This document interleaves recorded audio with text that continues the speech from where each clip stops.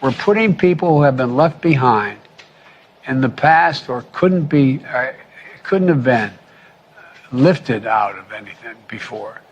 There's a place where I was the only white guy that worked as a lifeguard down in that area, on the east side. And you know where you can always tell where the best basketball in the state is and the best basketball in the city is. It's where everybody shows up. You know, he's going back to Pennsylvania tonight. He's going on Monday for Labor Day. He's doing Wisconsin. You know, everybody here has been asking about Mississippi. No plans to go see what's going on the ground? I just said the FEMA administrator. I just said the FEMA administrator is going there tomorrow. I just don't have anything else to preview, but it is not unusual, right, to have the FEMA court. She goes first and then the president. I'm not saying that. I just said I don't have anything to preview, but it's not unusual for her to go down there. This president, under President Biden, you saw student test scores have gone backwards. Inflation has gone the wrong direction. Workers' real wages have come down. We're seeing spending on programs, and promises that at some point in the future the transition will be over. What, in the last 20 months, where's the progress? Piece of the American Rescue Plan that only Democrats voted for, and also the American Rescue Plan helped turn the economy back on, and that's why we have seen the success of of our economic success this past year. And you've asked me this. You know, I know you follow economy, but look, inflation still outpaces wages. Well, here let me talk about the report a little bit, because there's some good stuff in here starting to ease. And you're talking about education. When the president walked into this administration, schools were closed. Businesses were closed.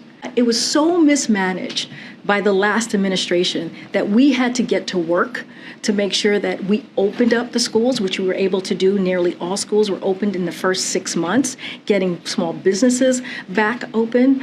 And that was the work that was the work because of this president and Democrats. The American Rescue Plan helped do that. And it was mismanaged, what we saw by the last president, the way that he was handling the economy. That is just a fact. And so is there more work to be done? Of course. To bring down inflation? Absolutely. So all of these things took work and it took leadership. All right, I'm going to keep going. Go ahead. I will say that today was a very important day. And while a lot of folks might be disappointed that the launch did not actually happen, a lot of good work really happened today. Who specifically is footing the bill for student loan forgiveness? We haven't gotten a concrete answer from the administration yet.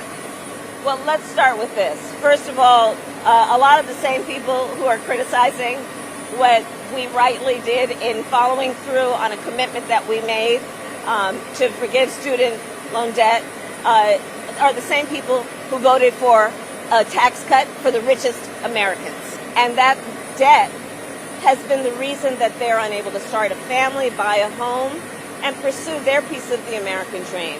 Be at a location in Pennsylvania where the Marines are not normally stationed, where does the president see the line for having members of the military included? So